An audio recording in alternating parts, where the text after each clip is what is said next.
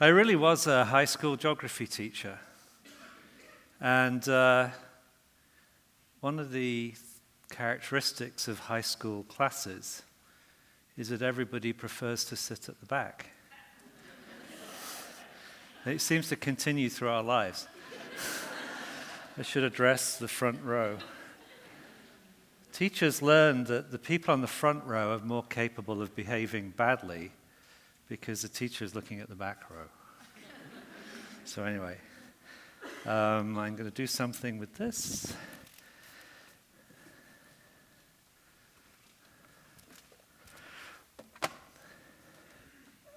I'm going to talk to you today, if you don't mind, about ethics. I'm very excited that if I do this thing properly and get it over quickly, somebody who knows about ethics from the profession of journalism and broadcasting will be there, who's far more exciting than me, that's April. And maybe she can illuminate why her world is steeped in ethics and our world seems to have very few. So anyway, there's a clicker. I want to talk about ethics. But specifically, I want to really figure out what the definition of ethics could be for people like us. And I don't care who you are or what you do in the audience, people like us. So this is what ethics means. It's not morality. We all have our individual morality, right? My morality may be slightly different from yours. I'm talking about ethics. Ethics are a system of moral principles. They're rules of conduct recognized in respect to a particular class of human actions. So you can have ethics if you're a journalist. You can have ethics if you are a designer, a writer, etc. That would be a human action of a particular group. Let's say it's everybody in this room. Or a culture. So some of the ethical rules and regulations of one culture can often be in contact with the ethical rules in another culture. That can sometimes happen when the ethical rules that you're operating under within your business has to engage with the ethical rules that a client organization is operating under. And frequently we have to kind of negotiate those. The reason why I've become interested in this is that I came to the conclusion, and I think you may have done as well, that we have just left a period, and I'm calling it the Mass Age. Around 1967, Marshall McLuhan wrote a book. Well, he actually probably wrote it between 64 and 66. But it was published in 67. His book was called After the Massage, which turns out to be a mistake. It should have been After the Mass Age, but that's another story. But in a way, you can say that the mass market, the mass age, mass movements, mass ideas, mass politics, mass production, mass movements, it really kicked off in the late 60s. And it kind of headed into what we now would consider to be history. And I would posit that sometime in November 2016, we formally ended the Mass Age. Just ended. A lot of the rules that we had during the Mass Age meant that many people were surprised when politics and society seemed to go through a dramatic change, but it had been changing for quite some time. It's just that we've been operating under a set of principles that we can think of as Mass Age principles. Things tended to be trying to be mass. And if they were mass, they were kind of polarizing. You were up, down, you were red, right, red, blue, win, lose, good, evil, etc., etc., etc. Brand leader, brand follower. So in the Mass Age, we liked things, we liked winners and the rest. I was involved in a Nike campaign that said you don't win silver, you lose gold. That would be a Mass Age idea. And in the Mass Age, you kind of looked to the mass for a clue as to what your identity was. And your identity would either be, I'm a heavy metal fan. I was a devotee of Led Zeppelin. I just went to the coffee shop, actually, and they were playing Led Zeppelin. I was very happy. I'm still a devotee of Led Zeppelin. And I remember the day I told my Catholic father, who was a beautiful man, who's a wonderful father, very tolerant. I said, Dad, Led Zeppelin have played to more people than the Pope even knows.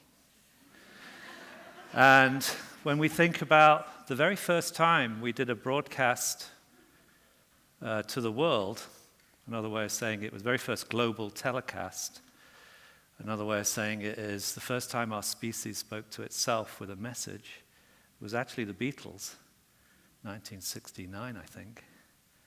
And they wrote a song for the occasion because they realized it was important.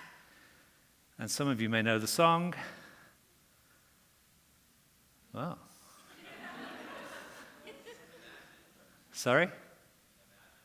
It was not Lucy in the Sky with Diamonds. It was, I couldn't hear it, you, to be honest. It was actually All You Need Is Love, right? First time our species spoke to itself, it said all you need is love. Anyway, went through the mass age, people on the moon, all manner of great things. And we've now come sort of to the end of the mass age.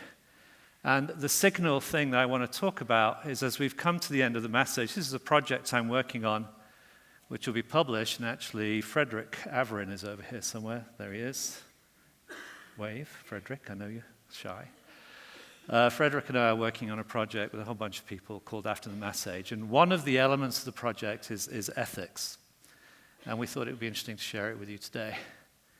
Because in the media world, ethics were regulated. When I first started in this industry in England, we had the Advertising Standards Authority. And I can go into great detail, but we don't really have enough time.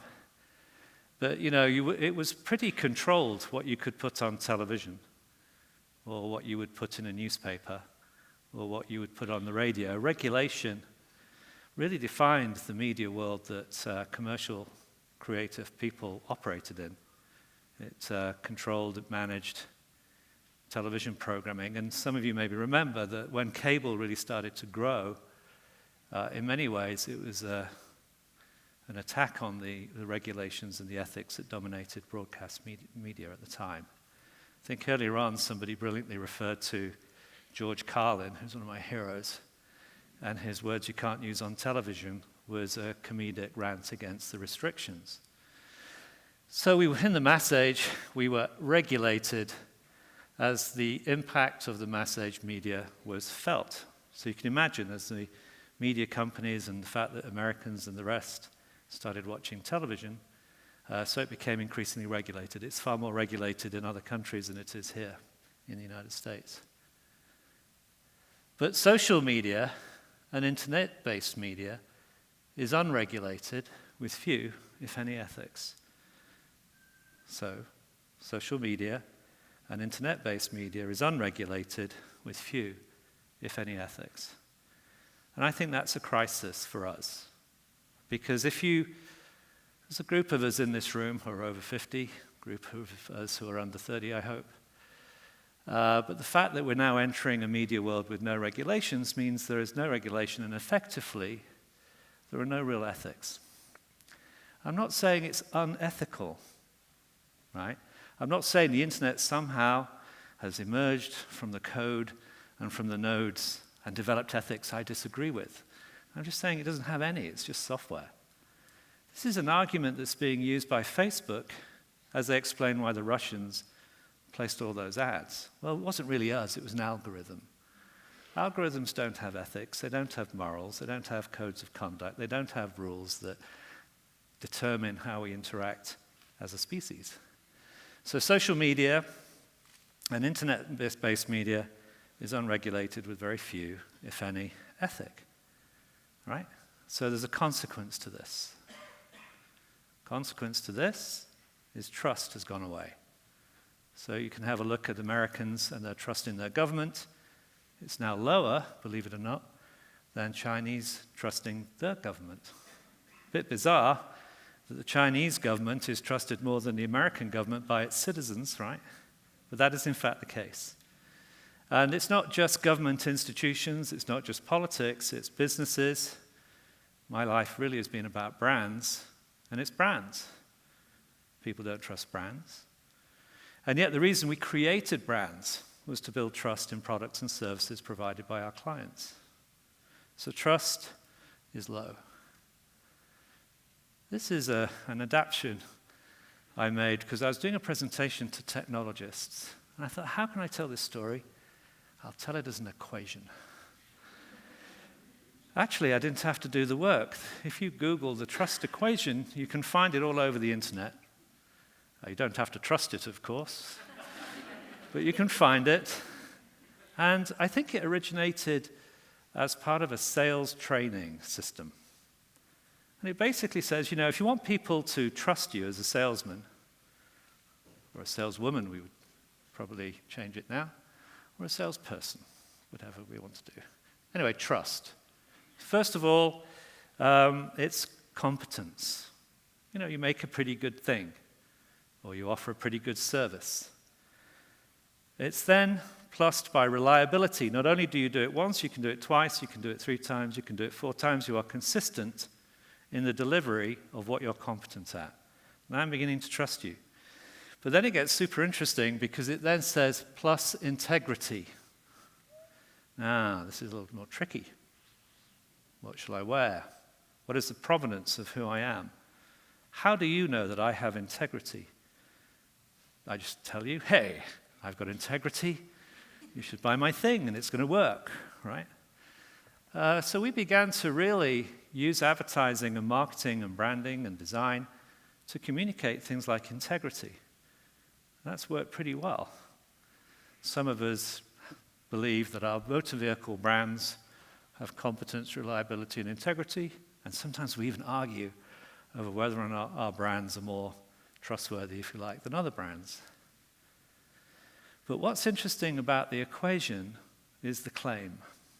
And the claim is that all of that good stuff, I have competence, I have reliability, and I have integrity, is divided by, or in our language, undermined by self-interest, self-orientation.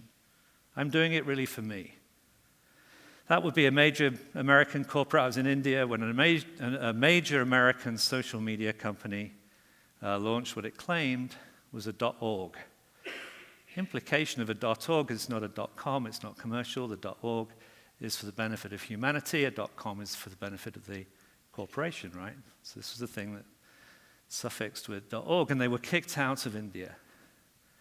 And they were kicked out of India because of this equation.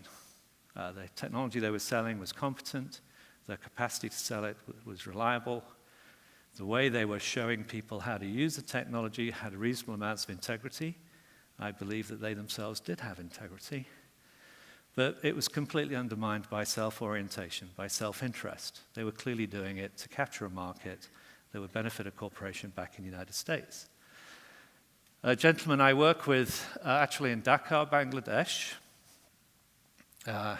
said about this company and this technology, which was, of course, the World Wide Web, the internet, social media.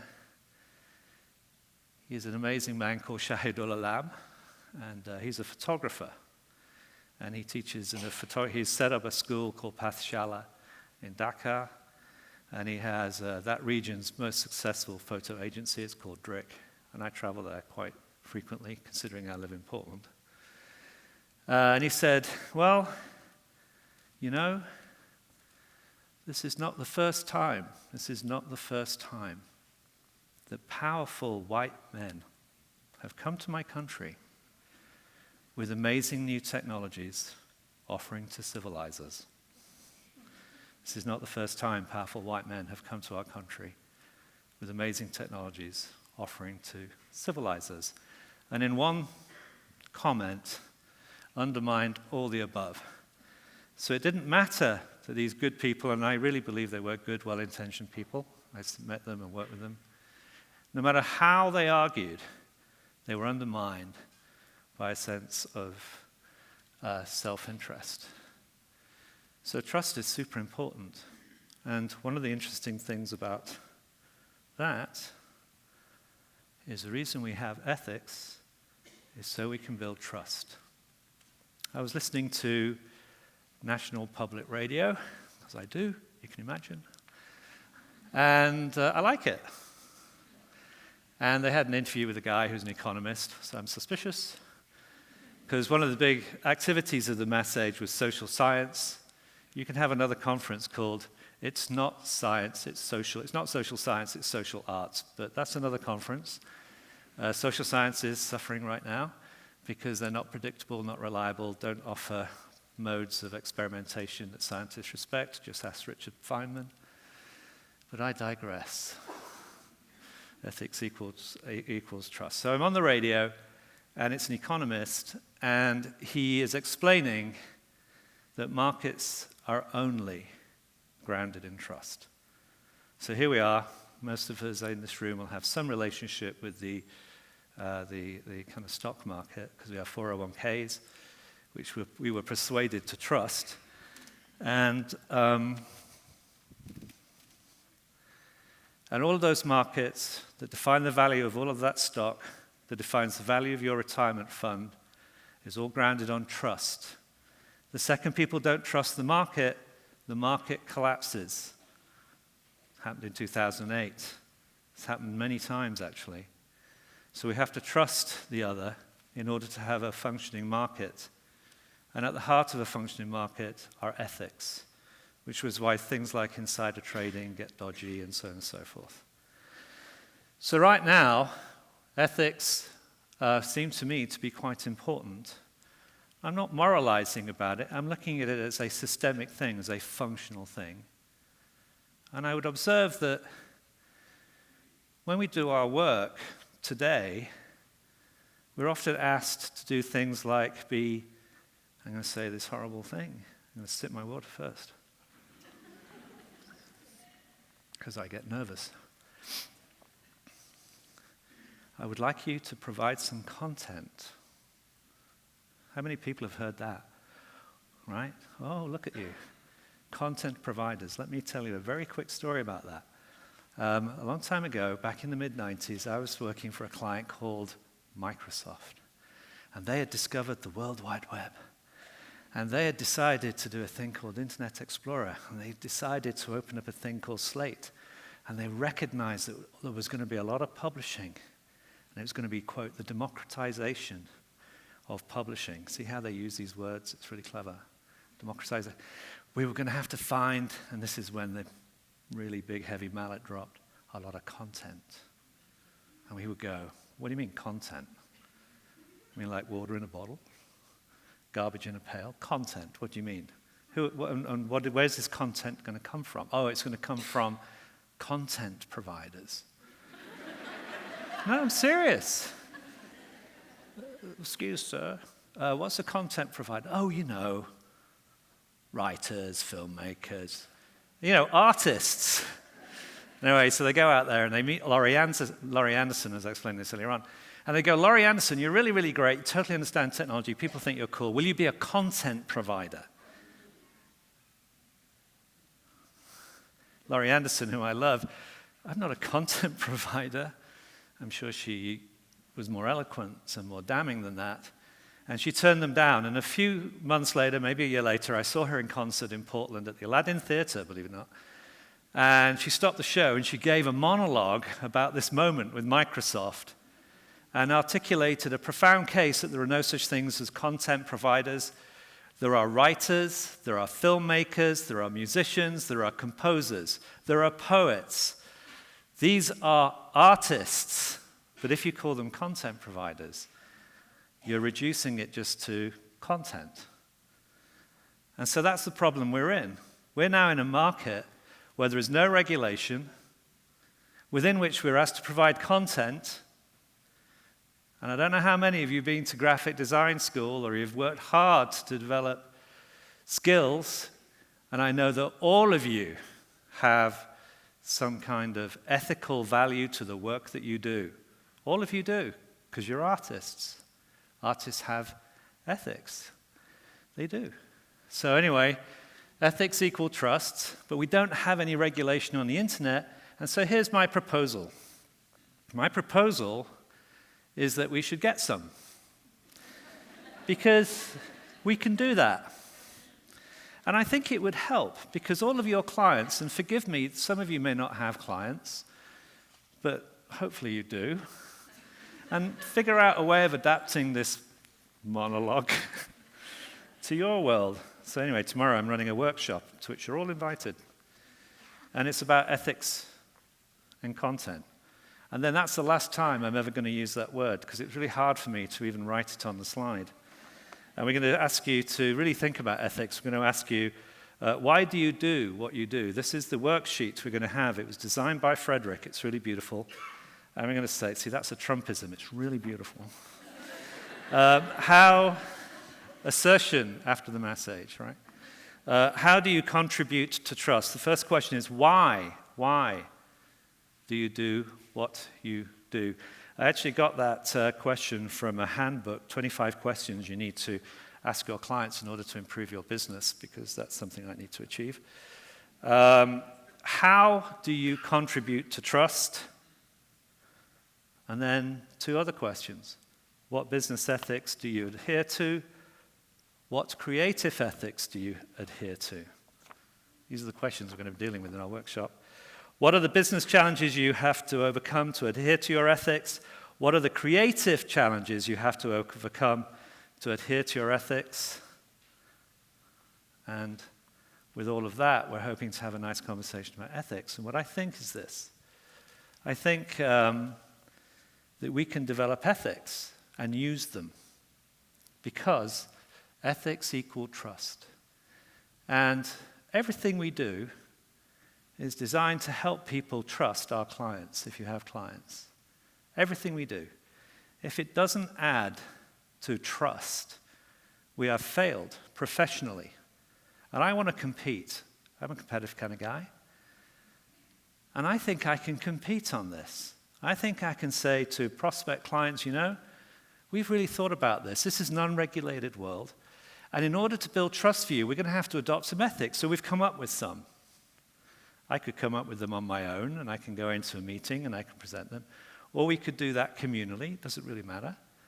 But I'm proposing that you think about that kind of stuff in the workshop. And as you go out into the world, consider the impact of selling your services and including in that sale your ethics, the values and ideas and the rules and the moral principles that you believe will help you do work that will increase trust.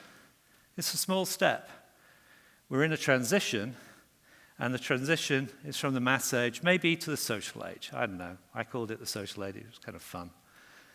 But what we can tell you, we who study the stuff, is that we're going to be regulated. There is no way governments are going to allow this stuff to continue. We will be regulated. It will happen. And so I think we have a responsibility as creative people, creative professionals, to begin to articulate the nature of the ethics that could very well lead to the regulations that will make the internet, make the work that we do more trustworthy for more people. Creative ethics to fulfill our goal of creating trust in our clients' brands. Regulations will follow. Discussion tomorrow. Thank you very much.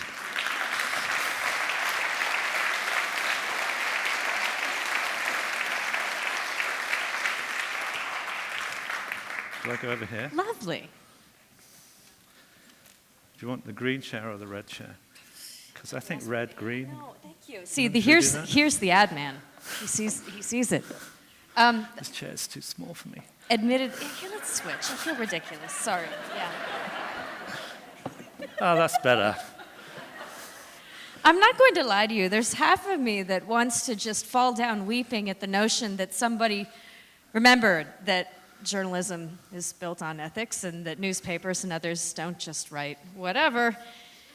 But I've got to spend some time myself thinking about this in terms of what we're suggesting.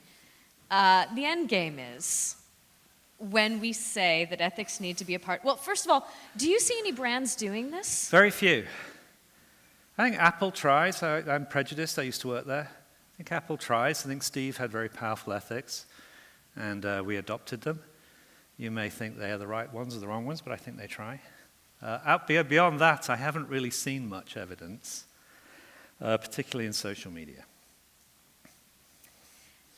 It's an interesting comment if we can say that Apple is the only brand out there exercising ethics. Well, they just think that you should buy the product because it works. That in and of itself is a decent starter ethic. Yeah. But are you suggesting it needs to go beyond that? Well, I think there are product categories ranging from iPhones to your president, my president, where context and color become more important. Selling an iPhone is not really that hard. You know, you buy it either works or it doesn't work. It offers a benefit or it doesn't offer a benefit. It's not a problematic category. Clothing is different. Alcohol is different. Cars are different. Politics is different.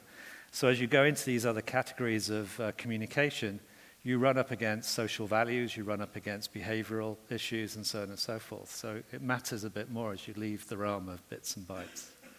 Let's talk a little bit about the practice of how this might look. When we talk about journalistic ethics, there are several things. There's robust discussion up front about what should we be saying, who should we ask, who should we talk to before we say this, to get educated, get up to speed. How are we touching base with each other, with editors and with colleagues at various points in the story, or maybe with other people. You talk to somebody, and then you go back and talk to them again and say, well, I thought you said this. Did you really, is this what you're saying? What about what this person said?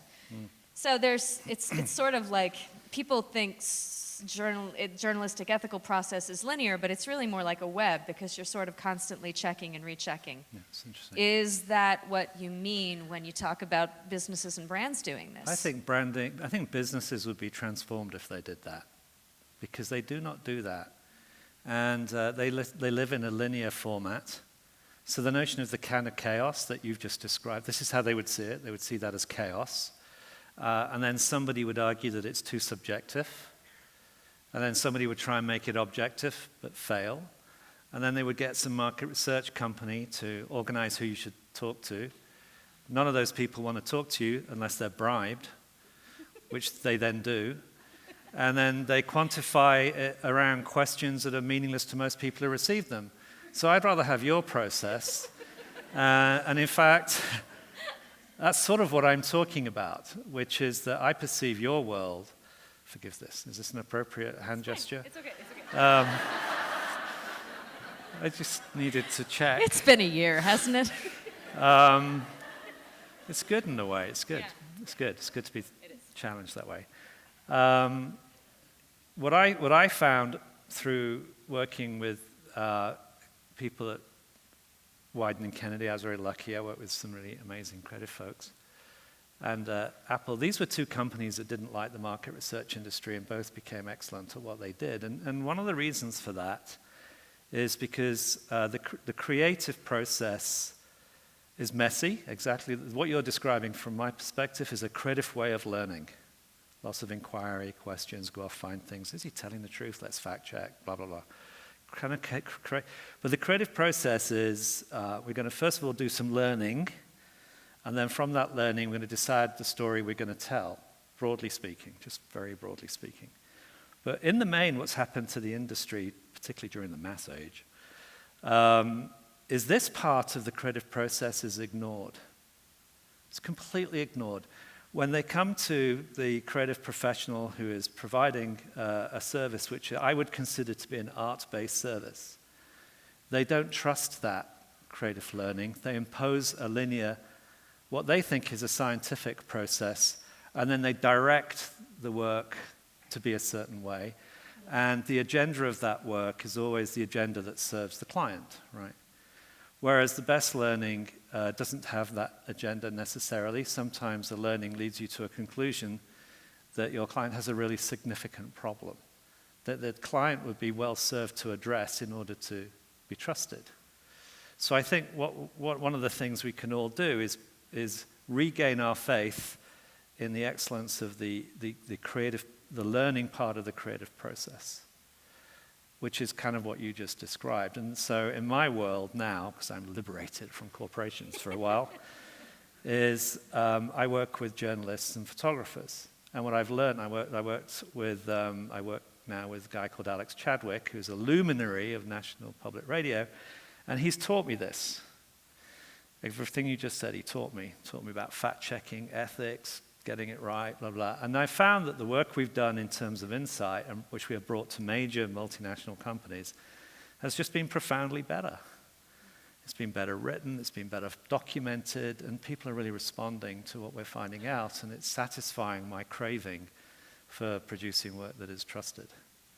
I definitely see some value to this on the front end. However, it's a fact that all brands are not merely born and in need of design and ethics at the front end. Businesses that have been around for several years and have had, shall we say, life experience also require branding. What if your client is American Apparel? My client would not be American Apparel. Or the Weinstein Corporation? My client would not be the Weinstein Corporation. And I think this is kind of what I'm talking about, which is we make decisions, don't we? I won't work for the pharmaceutical industry, for example. I would work for a tobacco company, because I used to be a heavy smoker, and I really miss smoking. But I don't want to become a heavy smoker again, so I have this kind of notion that the occasional cigarette is okay, which actually it is. But that would be my ethic, right? But no... Design thinking. But they don't want that. They want to sell 1 billion cigarettes to teenagers in Africa, because that's where the money is. So there's never going to be a congruence between my ethic about smoking and, well, maybe if there's anybody out there and you want to do to smoking what Starbucks did to coffee, that'd be kind of cool.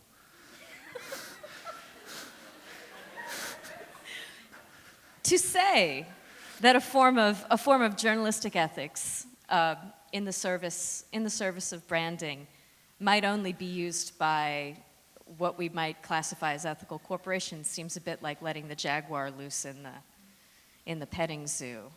It's not as if somewhere out there someone isn't branding for corporations that do have significant but I think there's been a significant decrease in the trust of brands, and it's because of this. Yeah. Right. Everybody here, it looks to me, pays their taxes, right? Well, they ask you for your taxes. I'm not asking you to disclose whether or not you actually pay them. But so we bailed out General Motors, who are by any stretch of the imagination the quintessentially unethical American corporation. And they were unethical in the production of marketing. I mean, it gave you the shakes going to meet with General Motors. I don't mind saying this. I'm towards the end of my career, right? So I'm not going to work for General Motors. But we had to bail those people out. And now they're like smaller and they're trying to do well. But they lied. They lied about that starter motor thing that killed people, and they lied. There's a whole bunch of things they did, and they kind of presented campaigns about cars which were just like ridiculously wrong. And they defined, and then the rest of the auto industry wrote stories about status and luxury which were just ridiculous. And it survived for a while, but then what was really bizarre was that as the internet age evolved, and as we entered this kind of this new world, those brands began to collapse. And so watching Tesla take the luxury car market in Silicon Valley from BMW, from Mercedes, from Porsche, by simply saying it's electric, it goes fast, and it could save the planet. It undermined every fabricated narrative of the luxury car industry. Turns out you're not a better, more high-status human being if you buy a Mercedes. You're just not. So quickly, people switched to a more product-oriented message in that category. And so now you can go and work for Tesla, which has its own ethical challenges, I'm sure. But at least they're selling a technology with a vision that certainly I could possibly kind of align myself with. So I think that you're talking about the broad base of branding, and I think you're right. The implication is that in the main, it's kind of not very ethical and not very trustworthy, and Exxon shouldn't do campaigns about rabbits when they're blowing up the ocean. And that's all true, and that's what I think we're sitting in right now, is that now we're working in this world where we all have access to this information. these brands, these companies are being found out. My daughter is a social media strategist, amongst other things. She's way better than I am. She's 29 years old, and she says, Dad, I know you're uptight about this thing, but, it works two ways. We are visible to them, but they are visible to us, which I thought was a really interesting way of looking at this. Meaning to say, you can understand a bit about your client base's ethics. Yeah. You're thinking about your own business ethics. Right, and that she says, well, as an individual, you're right that I'm giving up my data and it's going to these people. At the same time, they're having to give up data and it's coming to me, and I'm making decisions based on that data. And those decisions we're finding are increasingly what I would call ethical decisions. I work a lot in the apparel industry, and it's absolutely real that a new generation of consumers, as we now call them, people, are buying clothing if it's good, right, which means H&M's out, and if it's well made, and if it has some kind of proof that they are attempting to make the way it's produced and its impact on both society and the environment a bit better. It is now happening that way, led by some companies like Patagonia, who are pretty high end, but it's now the conversation of the fashion industry. So I think that's an interesting time.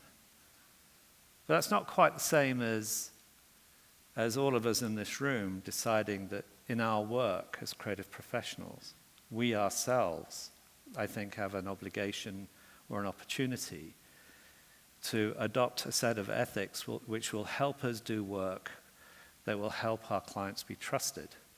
And I think you're right to kind of prod me there, because within that thing, and that's why in our little workshop we're going to talk about business challenge and creative challenge, is that's kind of a dangerous place to be if you're living on a financial knife edge as a creative professional.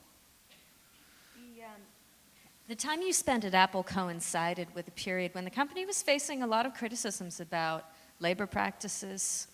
I mean, it's clear you don't get as big as Apple without getting into all kinds of potentially dicey situations, whether it's how you're reimbursing people for content, or how your existing agreements with suppliers, or any number of things.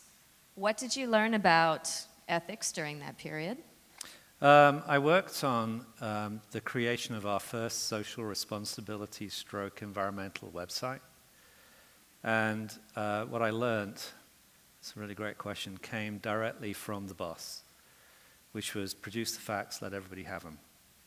If we're to be criticized, they need to criticize us for the facts. So we actually just put up PDFs on the website. We didn't try and create a copywritten narrative about how good we were. And an acknowledgement that there isn't a single corporation in the world that doesn't have challenges around this. So the question becomes, how are you moving forward and improving that? And so that's kind of being open. I actually really do believe in the openness and transparency, and that is not a threat to a business or a brand, it's an opportunity. We're not going to solve these problems straight away. So the basic tenet of journalism, though, is that your primary responsibility is to your audience. Right. You may not necessarily represent the opinion of every single person who's taking in your content. Right. I said it. But you can stand for their curiosity, and you can stand as their bullshit detector. You can stand in for their bullshit detector. Yeah, we really need you. And the basic tenet of a company is selling things. Yeah. I feel like if we were applying what you're saying in a brand context, we'd get something like that clip of the Yes Men, of Union Carbide being dissolved.